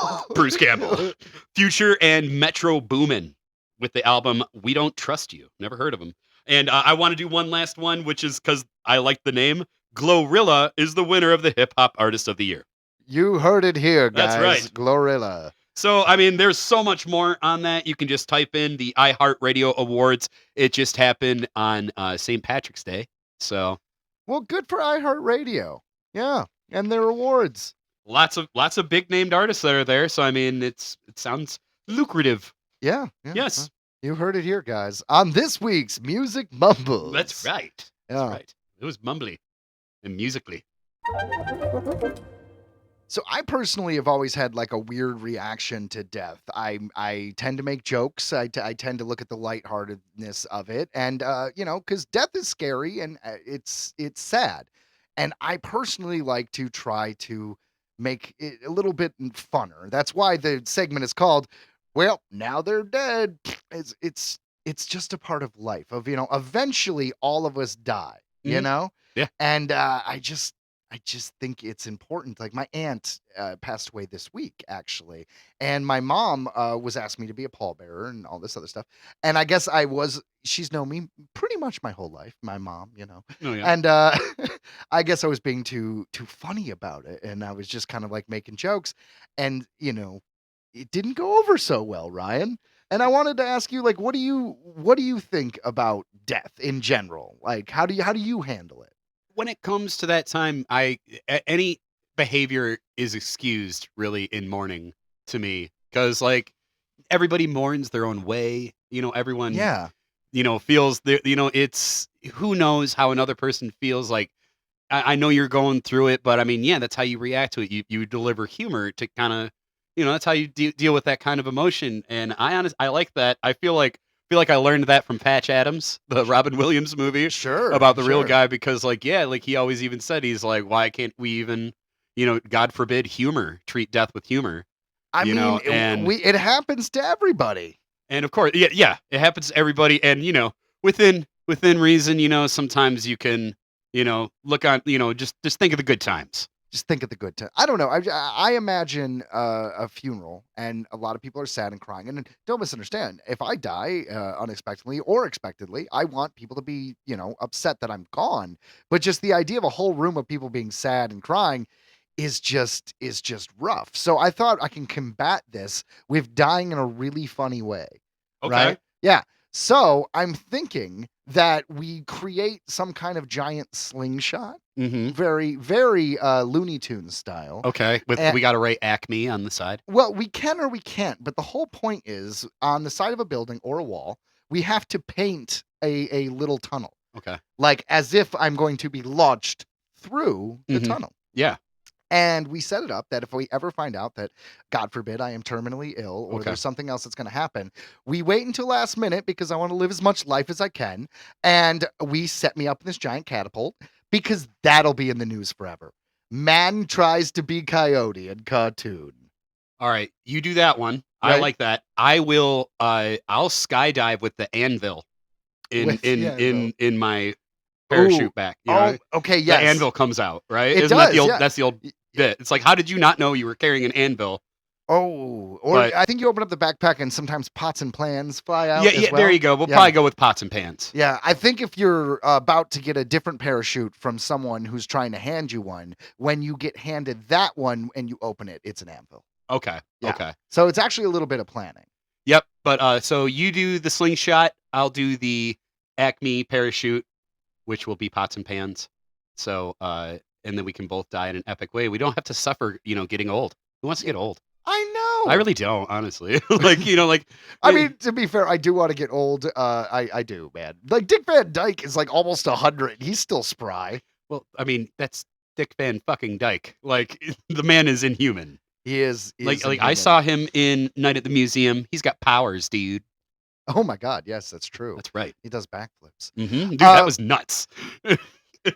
So while we're on the subject, we're going to get into this week's Welp Now They're Dead. But I wanted to give an update. A few weeks ago, we lost Gene Hackman, and no one really knew exactly what happened. And my Mhm. speculation was that he had died, and then his wife had taken her own life because of being, horribly sad. And because that turned out, the investigation has happened, that turned out not to be true. I wanted to be clear and reiterate the facts as they are being reported. Uh-huh. I wasn't there. Is that his wife actually died first? Yes. She contracted a respiratory disease from that you get from rats. Now, whether that was like rat poop in the garden or whatever, we don't know how she got it, but she died from that. And the pills that were found surrounding her body were over the counter generic stuff. Like it was like ibuprofen and stuff. Okay. She didn't take a bunch of pills and die. So what it seems like is when she did get so sick, she was trying to take something for it and collapsed and had passed away. And then the sad thing is, they think Gene Hackman may have just been wandering the house for several days after Yes. Because he had very, very Alzheimer's. bad Yeah. dementia, and that's what they said. I heard that too. Wow. It's rough. And And well, it's interesting because I heard that there was something about like none of his kids are in his will and stuff like that. So now they're wondering, is that a reason why there wasn't much communication? No one was really checking on him. because of like how long it was before anyone saw them. Mhm. That is possible. I didn't really get into that, but I wanted to say when I speculate that someone may have taken their own life, I want to clear the air that was not the case. And while reality isn't necessarily any less sad, it at least is the facts. Yeah. And that matters. No, and I mean it happens. So I mean, no fault on you for thinking that might have been the case. That's right. And so, guys, one of these is kind of sad. The other is kind of just a part of life. But we have two more for you on this week's. Remember that guy? Remember that gal? Well, now they're dead. Simon Fisher Becker, Harry Potter and Doctor Who actor, dies aged 63. This comes to us from comicbook.com. Simon Fisher Becker, who starred in Harry Potter and Doctor Who, has died at the age of 63, according to his agent. Best known for his roles in those popular franchises, The actor died on Sunday afternoon, which was announced by Jeffrey Management Agency's Kathleen Berry. His portrayal as the Fat Friar Ghost in 2001's Harry Potter and the Sorcerer's Stone is arguably Fisher Becker's most beloved, albeit one-time role. In addition to his work in the wizarding sci-fi and realms, Fisher Becker had a brief stint in the 2012 Oscar-winning movie Les Mis. Yeah. I don't know why I can never say that right. You sing I sing that it all the time. and you screw up the name? Les Mis. He also starred in the It's actually BBC. Les Miserables. Yeah, I'll leave it at Les Mis. They know what I mean. He also starred in the BBC comedy series Puppy Love. Additionally, he had the recurring role of Dorium Meldivar in the 5th and 6th series of the BBC sci-fi series Doctor Who. Simon Fisher Becker, you will be missed. That's right. And 63 is old, but it's not. It's young. It's like the earliest you can die from old age, where it's not weird because maybe you had health stuff. I don't know. My dad died at 62, but he got hit by a car, so I don't know. I don't think that counts. Okay, fair enough. Probably would have. Yeah. But I remember this guy. I do actually remember him as the friar because it was when they first get into the hall where they're all eating and all these ghosts are flying around. It's where John Cleese was nearly headless Nick. Yes. Yeah. Yeah. Well, so I do remember this man. And I am a huge fan of Doctor Who. I know you're not, but I do remember him from the 5th and 6th series. We're talking about the reboot. Technically, Doctor Who has been rebooted twice now, because they ended with Jodie Whittaker, and now they've launched it on Disney Plus, and they started from season 1 again. So this is season 5 and 6 of the last series. Cool. Yeah, I know you don't care. I got nothing to add. I really don't know. I just don't know. Okay, Ryan, it's like a phone booth is the DeLorean. Okay. All right. Sounds fun. Next. Actress Emily DeQuinn dies at 43. Much younger. Yes. Why did you say that with such big spaces? Because it had has that dash thing above the E, and I'm like... It's an accent. I'm like, what is that supposed to do? So I just went, Emily. I think it's Amelie. I'll bet you'd say thank you. Yeah. That's what I was trying to figure out. So, this comes to us from Variety.com. Amelie DeQuinn, the Belgian actor who won a Cannes Film Festival prize for her breakout role in the Dardenne Brothers' 1999 film Rosetta, died on Sunday from a rare kidney cancer. She was only 43. She is survived by her husband, the author Michael Ferracci, and her daughter Mila Severus, whom she had with previous partner Alexander Severus. Amelie DeQuinn, you will be missed. And you have a crazy name, and all of you have crazy names. Definitely not because from a different country, Ryan. Just to me, don't sound like a silly American. I am a silly American. Yeah, the names are the hardest part for me to it, man. Yeah, no. Anyone who listens to the podcast knows that's my Achilles heel. His names, yeah, pronouncing names is tough for you. But so the reason why we mention this is because this actress was so young and she passed away. And while I'm not overly familiar with her work, it felt like we needed to acknowledge it. Well, yeah. I mean, she won awards and she was, obviously very involved, and she was so young. That's horrible. Yeah, like we've said before, and hot take, fuck cancer. Yeah, fuck cancer, dude. For real. But I mean, I guess that's it for our celebrity deaths. Yeah, and that brings us to the final part of the show, or should I say segment. We're going to talk about some headlines. Now, guys, when we jump into headlines, it's important to know that these headlines aren't taken from world news, and we're not covering politics. This is all, like we mentioned, pop culture, but more than that, it is mostly genre stuff. And nerdy stuff. That's right. So strap in to our Earthling Entertainment headlines. Neil Blomkamp directing new Starship Troopers movie. This comes to us from BloodyDisgusting.com. Paul Verhoeven's 1997 movie Starship Troopers pit a futuristic military unit up against insectoid creatures, with 2 live-action sequels, 2 animated movies, and various video games following in its wake. We've been hearing rumblings about a new movie for several years now, and The Hollywood Reporter brings us an exciting update on that today. I am excited. According to the site, Columbia Pictures has hired Neil Blomkamp from District 9, which I love, Elysium, Chappie, Demonic, and Gran Turismo. Gran Turismo was pretty good, by the way. I didn't see that one. To write and direct the new Starship Troopers movie, which will readapt Robert A. Heinlein's novel rather than outright remake Paul Verhoeven's movie. Of course, Verhoeven's movie was also an adaptation of Heinlein's 1959 sci-fi novel. I didn't know it was that old. Oh, yeah.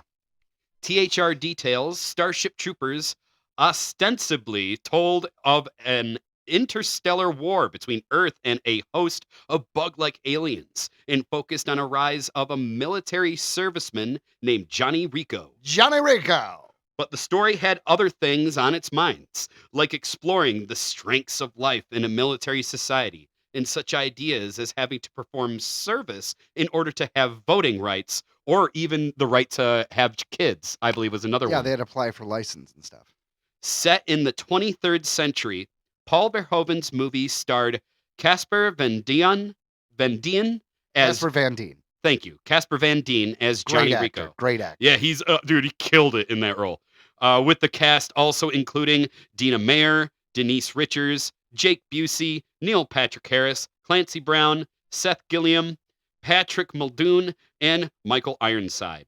The films that followed in its wake include Starship Troopers 2, Hero of the Federation in 2004, Starship Troopers 3, Marauder in 2008, Starship Troopers Invasion in 2012, Starship Troopers Traitor of Mars in 2017.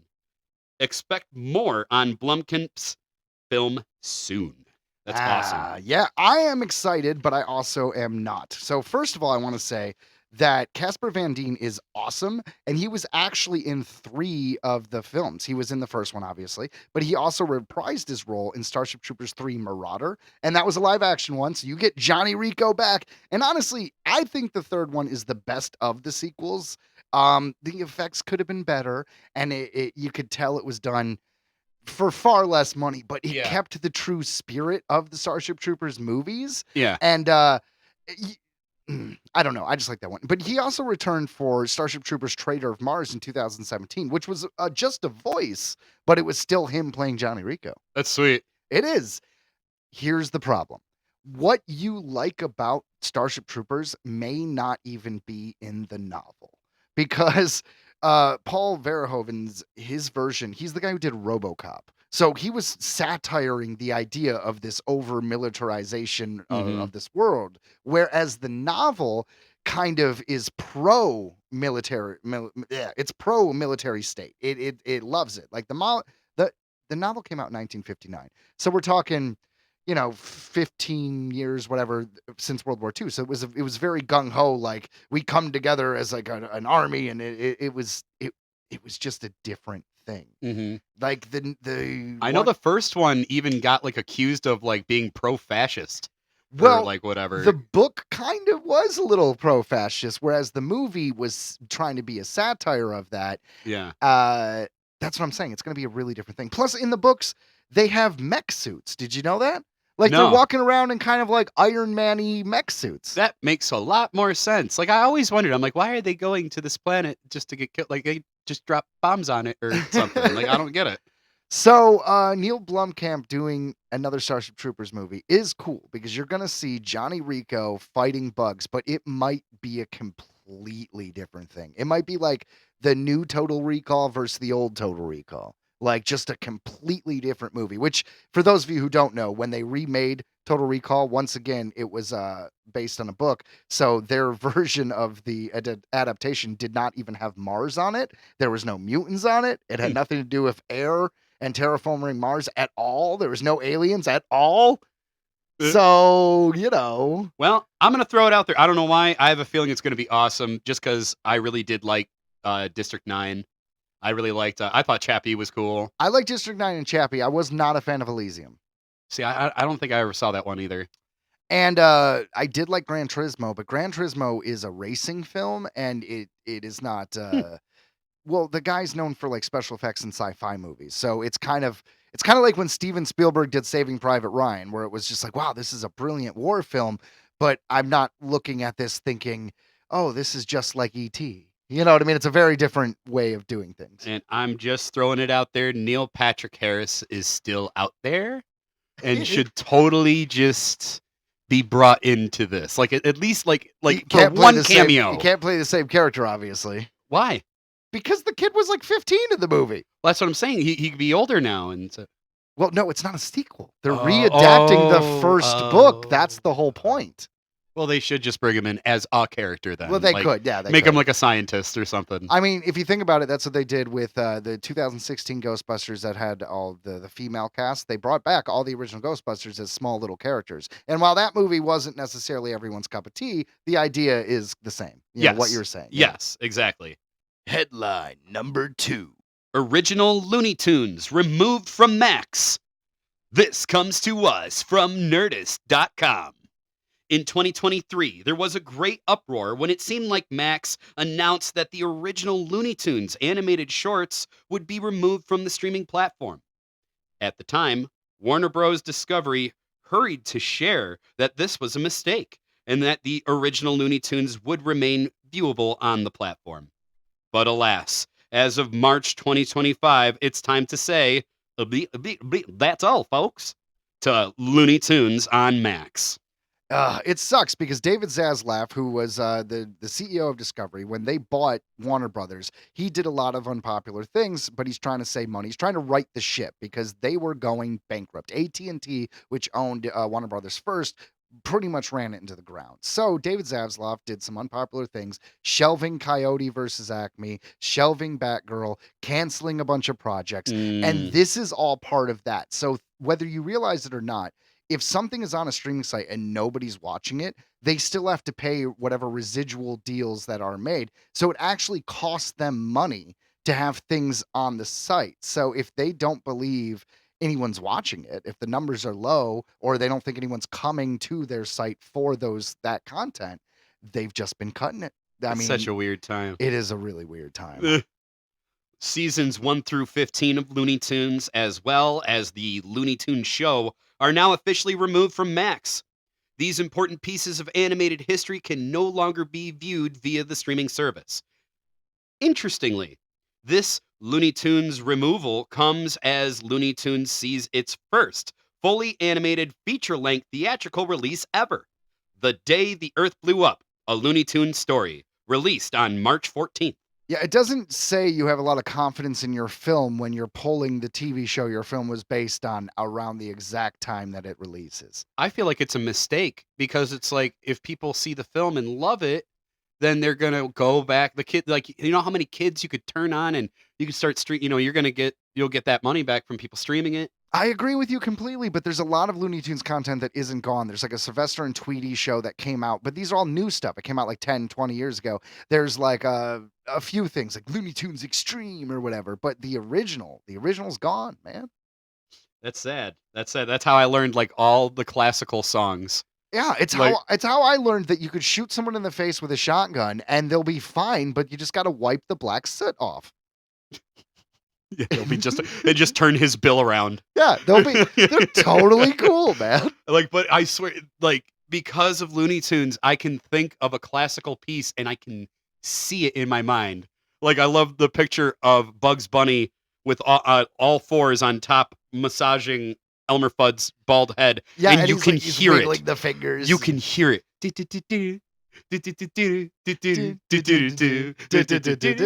Yeah, like you literally can. It's hilarious. Like it instilled that into us. Yeah, it did. No, you're right. You're right. But, you know, maybe it was things like Space Jam coming out in the mid-90s when we were kids that, like, kept us into Looney Tunes because they still played the old cartoons then. You know what else Yeah. it was? There was this weird thing where for some reason bedazzled hip-hop versions of Looney Tunes characters ended up on all clothing in the early 90s. Yes. What was up with that? I don't know.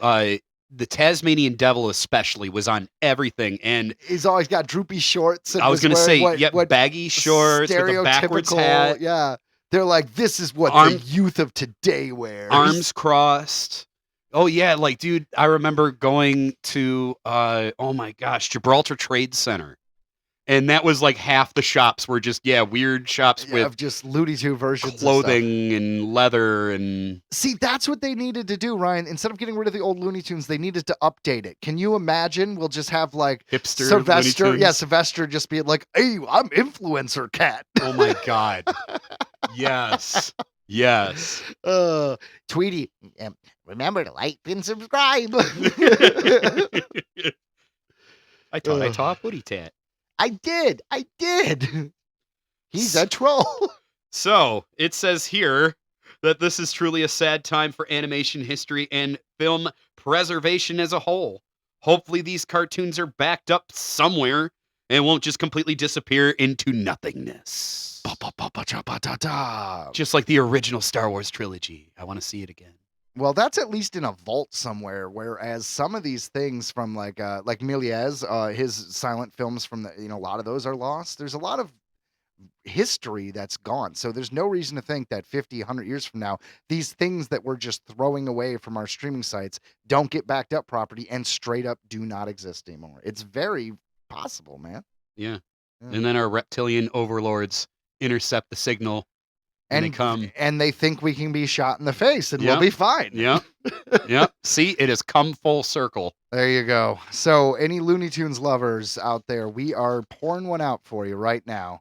2 days after St. Patrick's Day, salute. Hopefully the movie's good. We're spilling some Guinness. Yep. I want to see the movie. Yeah, me too. I didn't even know it was happening. Well, it was the day the Earth blew up, and it looked like it was Daffy Duck and Porky Pig kind of starring, and it was a sci-fi. So we might actually really enjoy it. Well, I know what's funny is I swear I did see a commercial for it, but I didn't know it was for like a movie.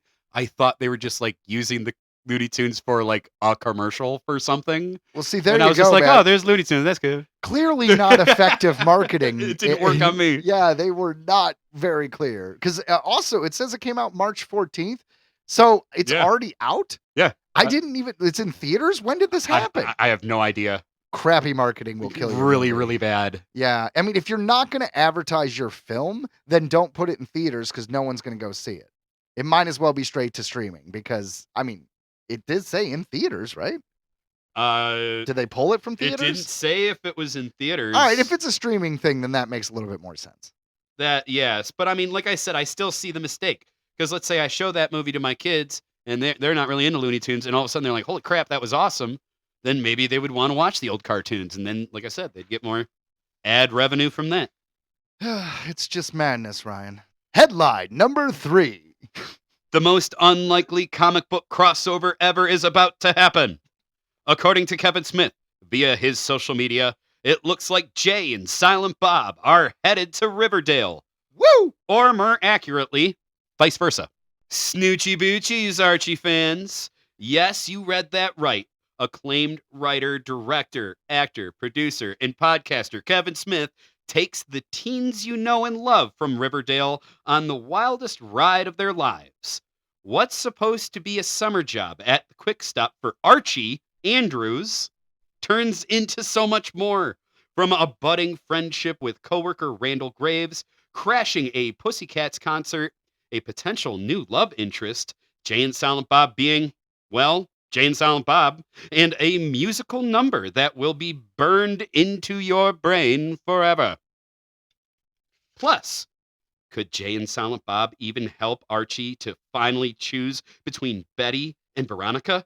Snoogans, featuring legendary Archie artists Fernando Ruiz and inker Rich Kozlowski.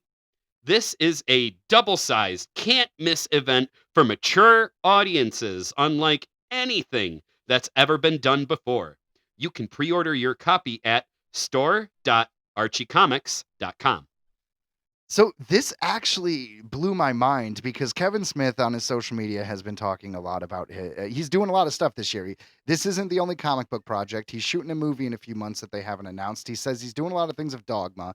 So when he was like, I'm doing a comic crossover, everyone's like, oh, it's DC or oh, it's Marvel. Turns out to be Archie comics. I was a little surprised, only because the tone of Archie is usually so much more kiddie. I was going to say it's very like family, like. But then I remembered that CW show Riverdale when everybody was boning and solving murder mysteries.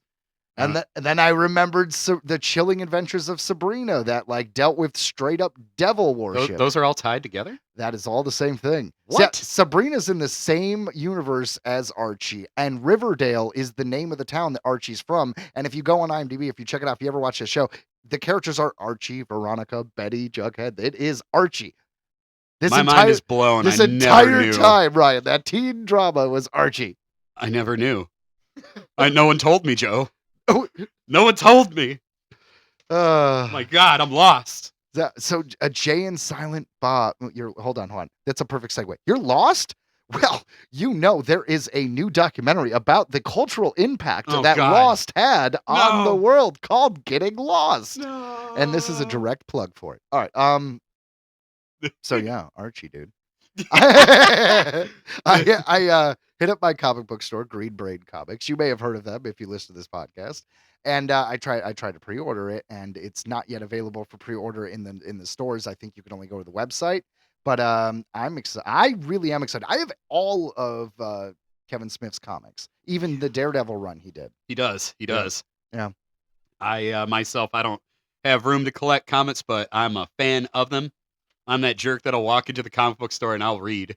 I'll read. I'm not going to buy them because I don't know where I'm going to put them. Well, you know what? You should buy them and give them to me in the future. There you go. It makes sense that Archie, while working at the Quick Stop, gets a friend with Randall, becomes friends with Randall, and that actually kind of implies that this comic will canonically take place after Clerks 3 because there's no mention of Dante. Yeah. Spoiler alert: Dante dies. Yeah, well, that movie came out a few years ago now. Yeah, I know. I'm just saying. Gosh, that movie hard-hitting is so one good. Clerks It 3? is. Yeah. Yeah. I always think I mentioned it before a few episodes ago, but I just watched it again, and man, is it good! They brought everyone back. If you loved Clerks 2, and you skipped out on Clerks 3, you're doing yourself a disservice. You definitely are. You know what's weird about that trilogy is while it is definitely a trilogy and they all link together, they are sequels, they do feel like completely different films. Oh, Whereas yeah. the first one feels very art house. Yep. The second one feels like a straight up comedy. Yeah, And like then like a big produced comedy. Yeah, and then the third one kind of feels like a mixture of them both, where it's It like an does. art house comedy. It does. No, Yeah. yeah, because and there was a lot of self-reflection, self-imposing that he was doing on the third film as well. Like it was very personal. Well, Kevin Smith, since his heart attack, has definitely been very.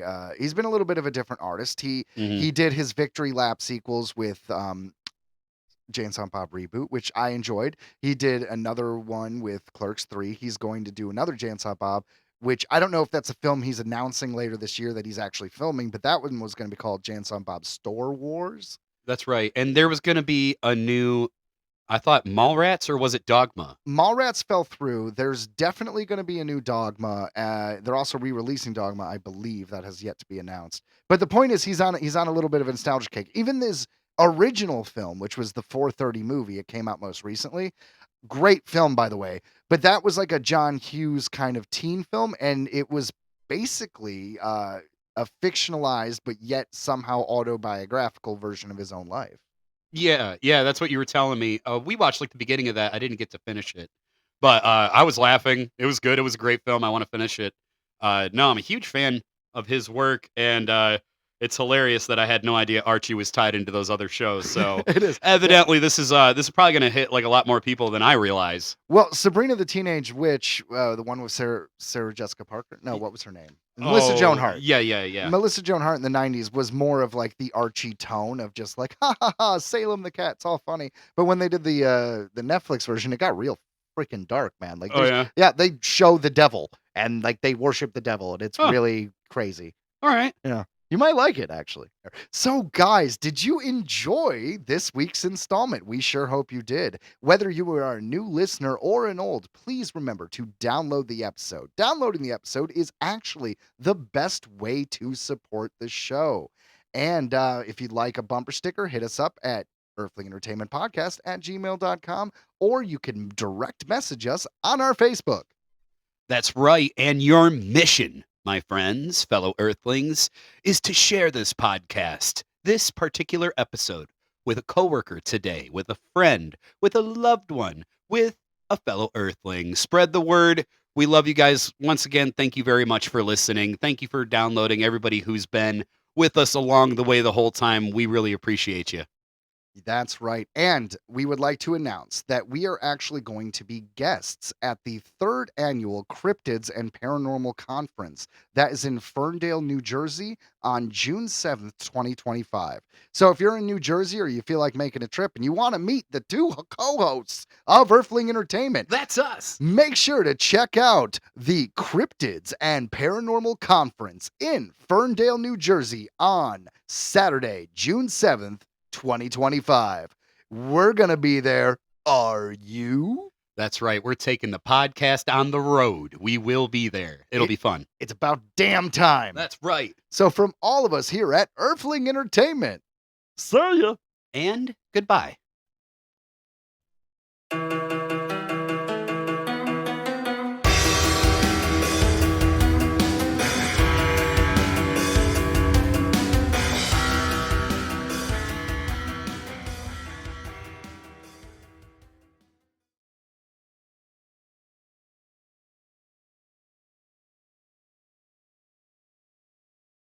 Did you just total random, have you like any new movies that you've seen lately?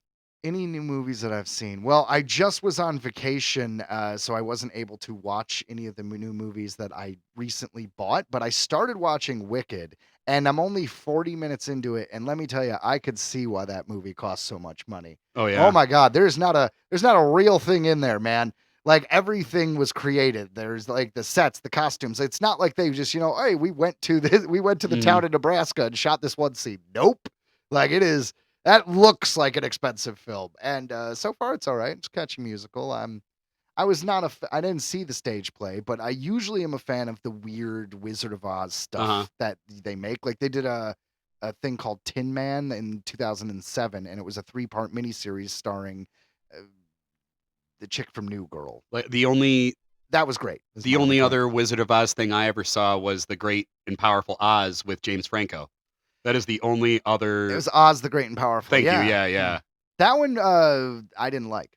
That's honestly the only one that I saw. In 1989, they did one. Do you remember the lead from Fielza Blork or whatever her name is? The chick from The Craft, and she was Baba Boucher's love interest in Yes. Waterboy. Well, she starred when she was a very little girl as Dorothy in Return to Oz, which was supposed to be a direct sequel to the 1939 I think I did film. hear about this. That one is awesome because that one is like this weird, dark film, and there's jack-o'-lantern guy and a puppet, and it's got weird clay animation, and it's just dark. There's the guys called the Wheelers, and they're like these clowns with like wheels on their legs. They go around. They talk about Dorothy getting like shock therapy because she came back and was like, "Did you guys know Oz exists?" And they're like, "Crazy girl, zap, zap." There's a talking chicken. There's just a lot happening in that one. So I wanted to talk about a new movie I got to see. My girlfriend and I went and saw The Monkey, that new Stephen King. Yeah, it's based on a Stephen King short story, right? Right. And I had heard that they went a little weird with the humor. So I'll say this. Honestly, the first 20 minutes of the movie, we were like, we're glad that we went to the theater because we probably would have left. Like if we were watching this at home, we would have changed. We probably would have turned it off because honestly, it was a slow roll.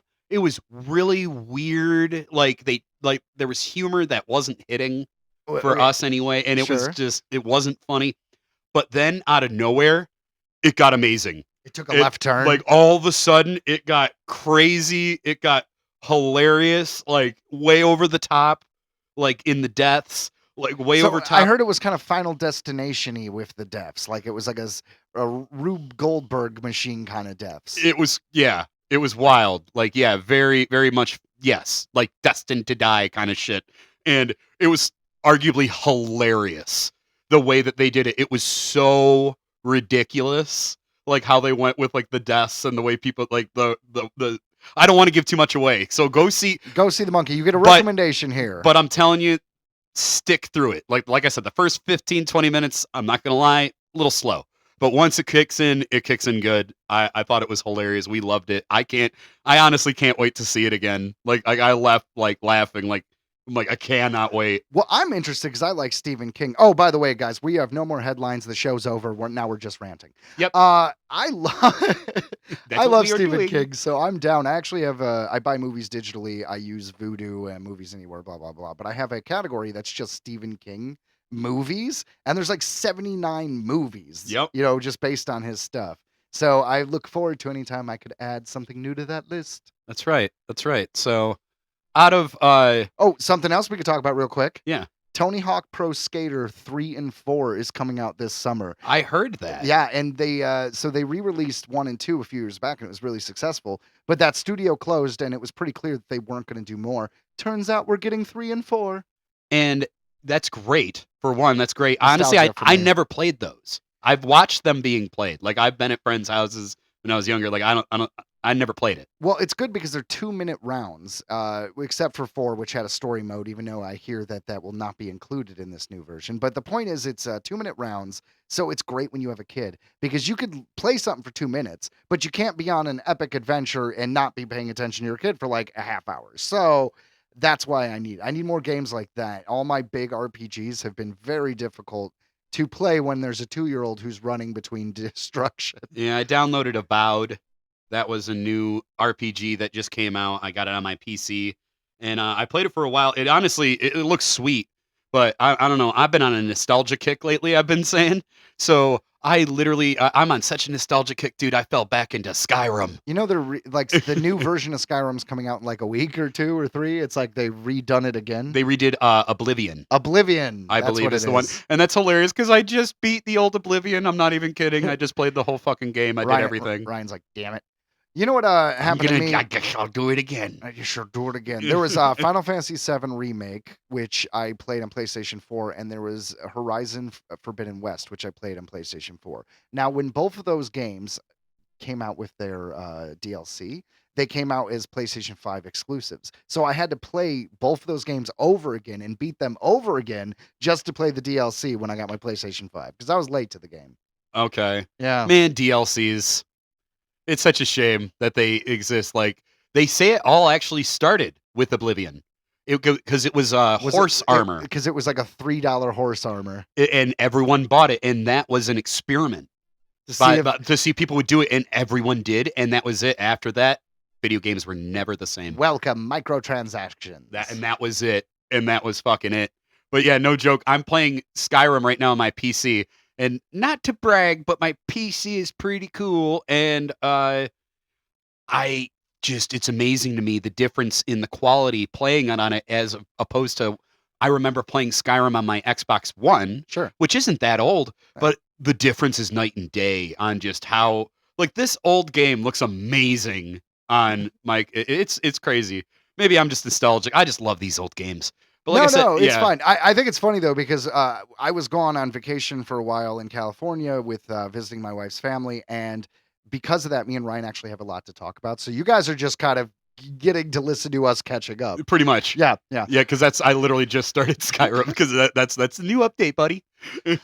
Well, the only final thing I wanted to tell you is I am so pissed I'm missing Motor City Comic Con in the spring this year. 'Cause Okay. my wife is pregnant and Oh my gosh. she's about to have the baby and we're not That going to be able to go selfish to lady. the convention. I know. But you know who's going to be there? Who?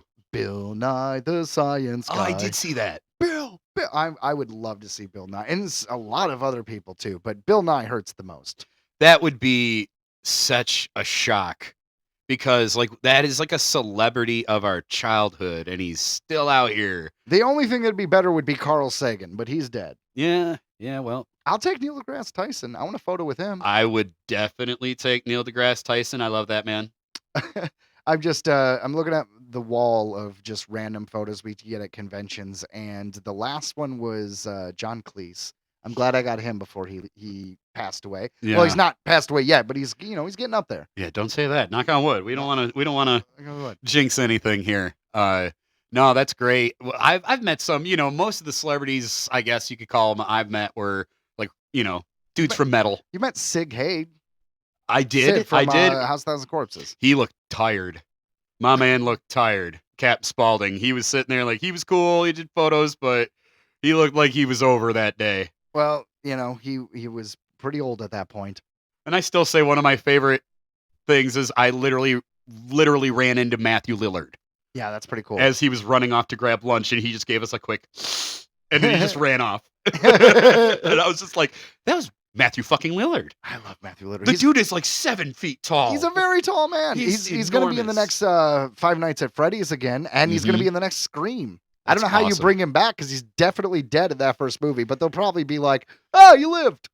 It's like, turns out the fear of mom being mad at me kept me alive. The whole time. I mean, that's what you're going to do, right? He's going to be in like a mental hospital, and he's like, he survived the events of the first one. Maybe like a new name. All right, I think we went all over the place at the end there.